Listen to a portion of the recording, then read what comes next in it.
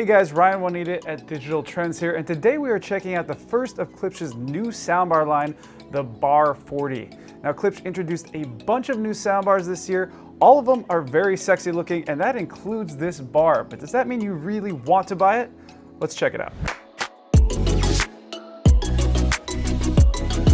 Klipsch's speakers have always been known for their style, and the Bar 40 is no exception, but that is very interesting because at $300 you really don't see much style in soundbars these days. You can see it's got the Tractrix Horns here. Now that's a patented design to help with the sound, but it also looks really cool. But maybe the most interesting thing here is that this is an MDF cabinet. Now it's almost all MDF. There is some plastic on here, but basically every other bar that you'll see at this $300 price point is just plastic. That's a cool thing. It also has real aluminum panels on top. So it's a stylish bar. It's also a well-built bar, and we're not used to seeing that at this price point. And that goes for the subwoofer too. It's a 6.5-inch sub. In here, it's a down-firing driver. But again, this is an MDF cabinet. It's something cool to have, especially if you care about the look and the overall build quality. Now, before we get into the features, it's almost easier to talk about what this bar doesn't have as far as feature set. The Bar 48, which also came out with this bar, is a $200 price upgrade, and it almost seems like Klipsch wants you to go to that bar because it sort of has everything this bar doesn't. What isn't included here includes everything from DTS decoding. It doesn't really have much of an EQ setup that you can mess with. It doesn't have an extra HDMI input, and it doesn't have any kind of Wi-Fi. Now, that's not to say there aren't some cool features that come with the bar, one of the most interesting being a subwoofer output.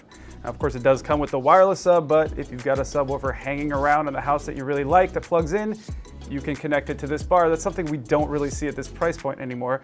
It also has an analog input. That might not be a big deal for most people, but we're starting to see more and more entry-level, mid-level bars not adding an analog input, so it means you can't really plug in a legacy device like a vinyl player or something like that without a converter. It also has a nice little setup on the remote. You've got a subwoofer control, which is really important so you can control the sound. Again, there's no real way to do EQ. It also has a night mode, which can lower the bass for when the baby's sleeping. It has a dialogue mode to pep up the mid-range, and virtual surround, which, like most bars in this price point, isn't all that immersive, but does expand the soundstage a little bit. I was also glad that it came with an HDMI cable. I've seen a lot of bars that do not come with HDMI cables at this price. I know it's not a huge expense, but it's kind of nice to have everything in the package, and it has a mounting kit just sitting there waiting for you if you want to mount the bar.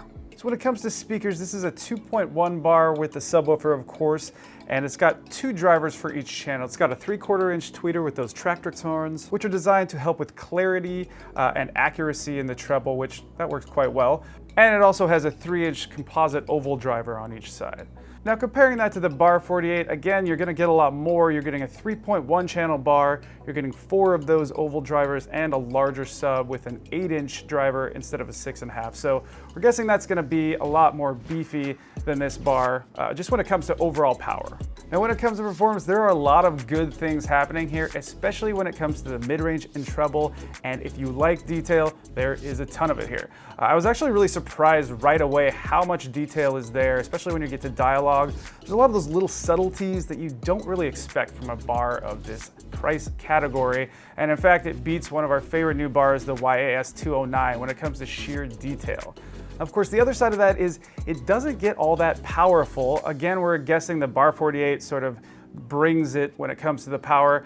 So you're not gonna get as much of that cinematic explosion when the action scenes hit. And also, I had a little trouble keeping it sort of level and balanced. Again, an EQ mode would have gone a long way to help with that. You may have to use the subwoofer level key a little bit more than you'd like to, especially if you're switching sources from movies and TV to music through Bluetooth streaming. But overall, it is a nice sound, and speaking of music, it does really well with instruments like horns and acoustic guitar. There's a lot of nice detail there, again, probably from those Tractrix horns. If you're looking for the absolute most feature-packed soundbar you can get at this level, the Bar 40 might not be for you, and you may want to actually think about jumping up to the Bar 48. But if you're looking for something that's more affordable, stylish, and has really clean and clear sound, the Bar 40 is a great choice. Hey guys, if you like this video, please leave a comment in the comment section. I'll try to answer as many questions as I can. Give us a thumbs up and subscribe to our page. If you want to see more reviews like this one, there's one right over here.